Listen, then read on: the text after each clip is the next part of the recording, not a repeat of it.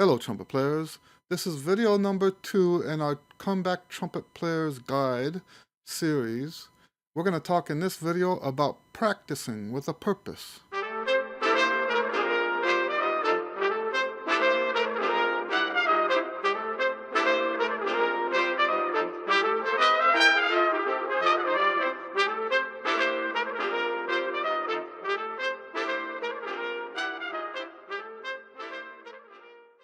Now, practicing with a purpose is important for everybody. That's what keeps us on track.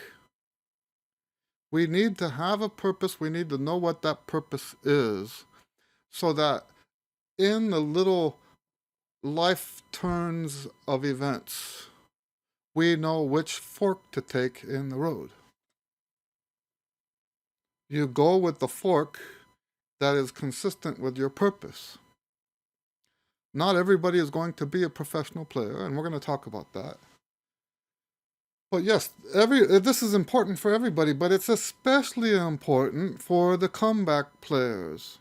And the reason for this is because the frustration levels are so much higher for the comeback players, generally speaking. Because the comeback players, when they put the trumpet away 20, 30, 40 years ago, their mind did not get put in the closet with the trumpet. Their musical experiences did not stop there. So they continued to grow musically. If you're a comeback player, think about that. You stopped playing after high school, you stopped playing after college, somewhere along there, and you put the horn away. Maybe you sold your instrument, but your musical life did not stop there. You continued to hear music. You continued to hear music in movies, on the radio. Maybe you went to live music events. And throughout your lifetime, that music has saturated your ears. You know what music should sound like more now. So much more now than what you knew back in the days when you were playing the trumpet. And for all of us, playing the trumpet is like that proverbial carrot in front of the donkey, right? Where we want to be is always out ahead of us. That's how it should always be. That's how it always is. I tell my students, if you ever get to where you come off stage saying, yeah, I'm hot, I'm the greatest player, then it's time to quit because you're missing something, right? You're missing something if you think that you're fantastic. This is because our minds always mature faster than our abilities. So what we have as trumpet players with this proverbial carry out in front of us, right? The comeback players have a proverbial carrot that is on a 50-yard stick. That objective, that idea of sounding good is so far out of their reach. Not because they're worse players, but because their mind never stopped growing. So the frustration levels with the comeback players is always so much more exaggerated than with all the other students. And you know what? Frustration is a normal part of learning the instrument. When we get frustrated, we need something to keep us moving straight. There's a proverb in the Bible that talks about, it's in Proverbs 4, I believe it's Proverbs 4, maybe verse 27, around there, that talks about making a path and not going to the left and not going to the right. I seem to remember way back in my past that someone said in relationship to that proverb, that our life should be as straight as an arrow, right? And this not moving off to the left, not moving off to the right, is how I think for myself. When that frustration level kicks in, this is how I stay the course. And by the way, wanting to quit out of frustration, when I first made this my career, my desire to quit oscillated. I exaggerate, I say it happened 5 times a day or whatever. You know, it wasn't every day, but there were times when it was like that, right? I felt great about being a pro. I felt horrible and wanted to quit. Back and forth between those two in the early days, 4 or 5 times a day. Not every single day, but yeah, it was bad. As I developed and got more into it and stayed the course, didn't go off to the left, didn't go off to the right. As I went more into it, those times when I desired to quit happened less often, less frequently. Okay? Except for last year. Though COVID-19 really did a number on me in that regard. But once again, I stayed the course. You don't turn to the right, you don't turn to the left, you stay. Now, what is that course? That course that you're going to stick to, that path, is your purpose. And you got to ask yourself, why are you playing the trumpet again? That's why we want. Oh, and by the way, before we move on with that, let me tell you this. If you're saying to yourself now, oh, that's why I'm so frustrated, let us also say that because of this continued learning that happened after you put the horn away, you have now the potential to be a far greater trumpet player than you were with that same amount of time invested when you were younger. You won't ever feel that way because the carrot will still continue to be out ahead of you. And that's one of the reasons why I tell my students, do not judge your satisfaction based on how good you like, how well you like your own playing, because that's not something that ever really happens. We don't reach that goal and say, yes, I'm such a great player. I kind of mentioned that earlier. So don't judge your, don't base your satisfaction on that. Okay, anyway, so let's talk about purposes. I'm going to talk about 3 purposes, and then I'll tell you what my purpose is, and then I want you to think about what your purpose is. Maybe you know it already. Some of my students, in fact, I would say over half of my adult comeback students, tell me something along the lines of they want to play in church, they want to glorify God with their trumpet playing. And that is the reason why they decided they want to play trumpet again. Okay? That is such a beautiful reason to pick the trumpet back up again. What a beautiful reason. If you're one of those, I congratulate you. And I can tell you this, that if you do what I'm saying, and you keep that purpose center to your trumpet comeback, that all of those frustrations are easily conquerable. And I would go as far as to suggest that you should, if this is you should begin every practice session with prayer. Pray quickly and tell God while you're practicing.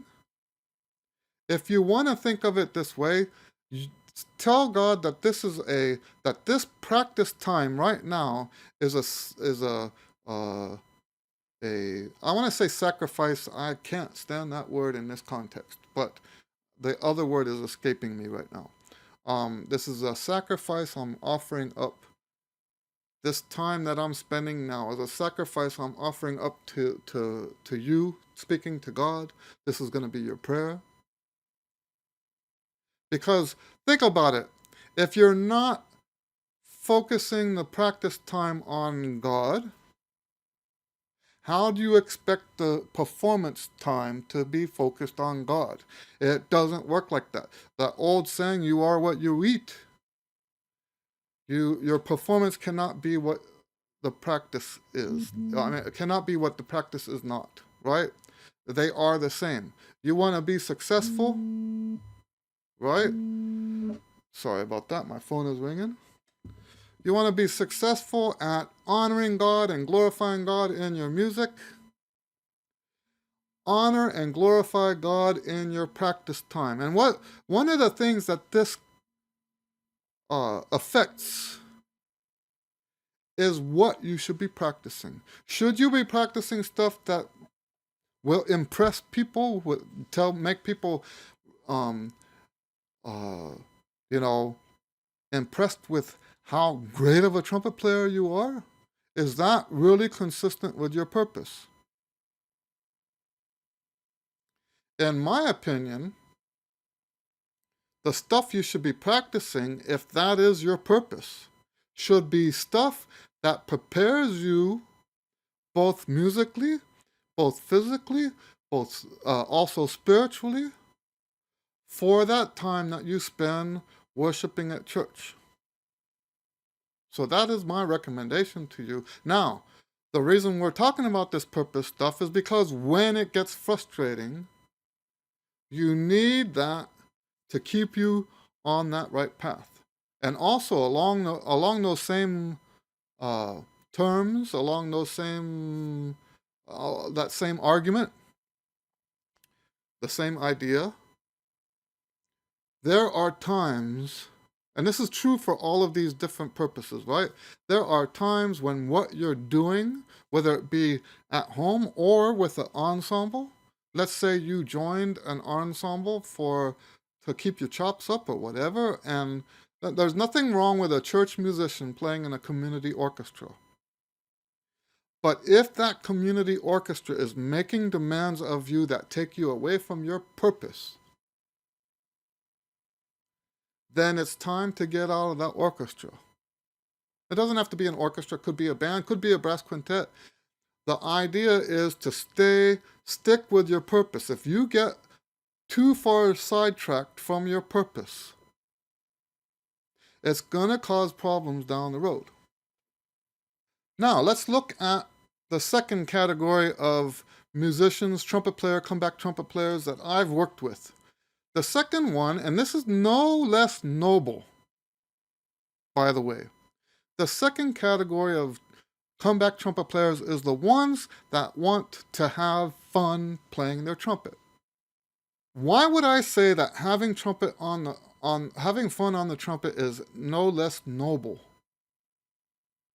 than glorifying God? Comeback players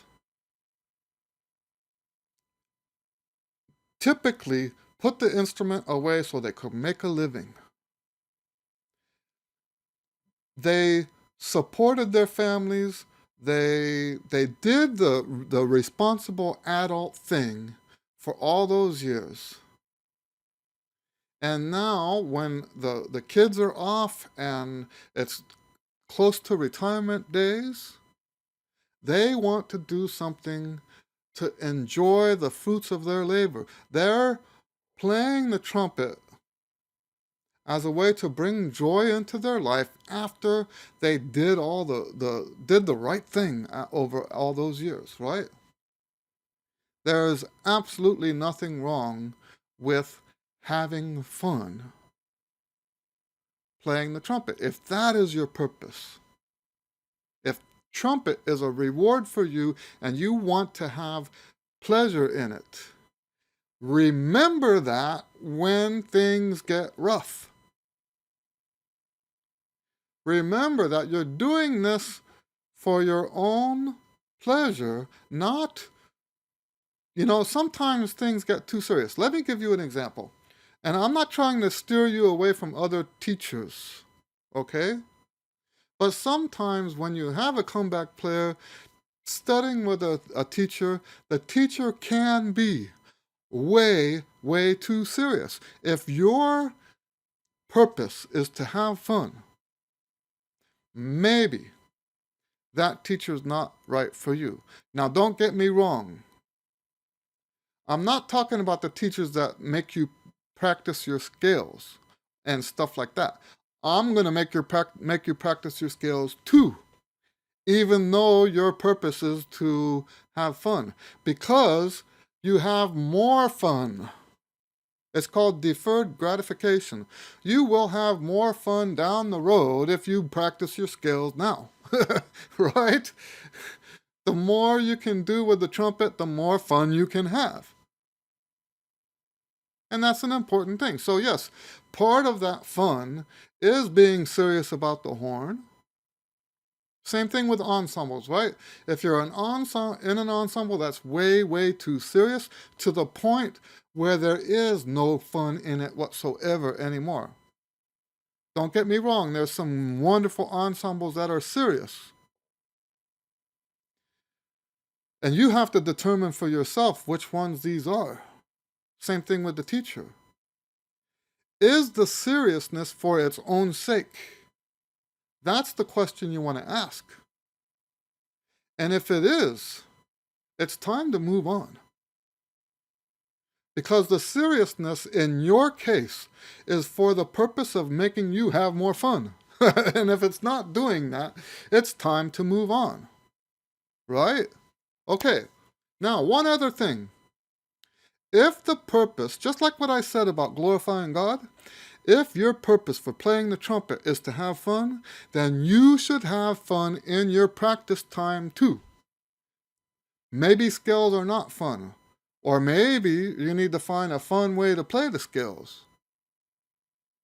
But even if you don't find a fun way to play the scales, you should spend at least some time every practice day doing what you enjoy doing on the trumpet. If that's improvising, improvise. If it's playing classical music with tracks, play classical music with tracks. If it's playing duets, play duets. By the way, I do have some play-along stuff on this channel, and I invite you to check that out. I use it for sight reading. That's going to sound funny, right? Because I wrote all that stuff. But I think it's great sight reading. If you just sit down at a certain spot and play the playlist all the way through, it really does. It's quite a bit of a challenge even for me, even though I wrote it.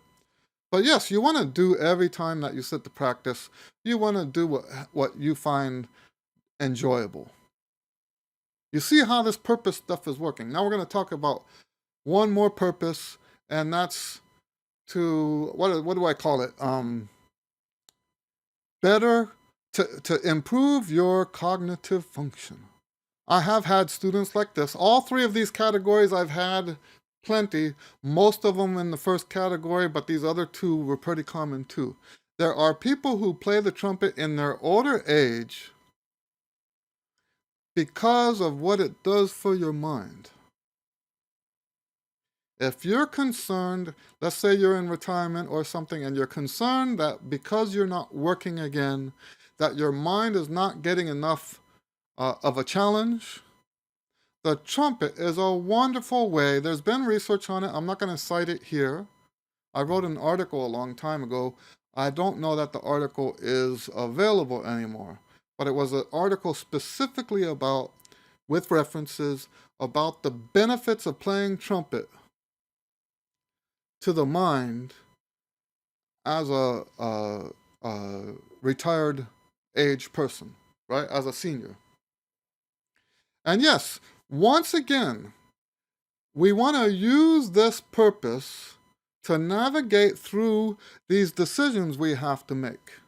If your purpose is cognitive function, then when you sit down to practice, you want to make sure you're practicing the stuff that challenges your cognitive function. And I'll tell you what, out of the three of these categories I'm talking about, this is the most frustrating. Because the whole point, the whole point is to do stuff that's not easy. To do stuff that challenges you, challenges your mind, challenges your abilities. And yes, it's going to be frustrating. I think the first step through to get through that is to just know that it's going to be frustrating. Okay? It's going to be frustrating. Just like physical therapy is frustrating, just like all this other stuff that we do to make ourselves healthy, exercise, stuff like that, it's frustrating. So that's the first thing that you need to know, is that it's going to be. But then, just like what I said with the other two purposes, when you sit down to practice, practice the stuff that's going to be good for your mind. If you do perform, and I strongly recommend that you do, no matter what level you're at, that's going to like supercharge the benefits you get, the mental benefits you get if you perform are going to be supercharged. All right? So, but you want to perform in, once again, keep your purpose in mind. You want to perform stuff that is going to enhance that, not just to perform. You know, I talked earlier about the frustration levels. Oftentimes we want to quit. If you keep these things at the center of your mind, and you know what I used to do? I used to put my purpose on the first page of my notebook. I open my practice notebook, I read that to myself. Oftentimes in the context of a prayer.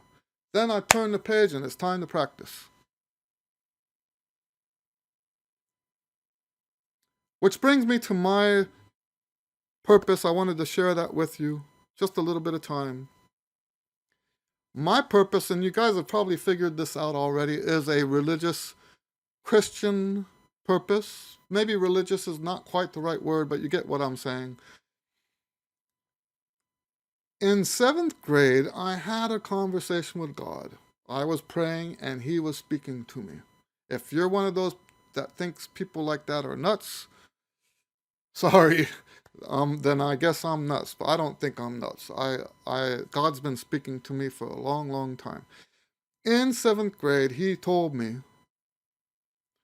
that for as long as, and I don't think he used this grammar, I was in 7th grade, but this is how I say it today.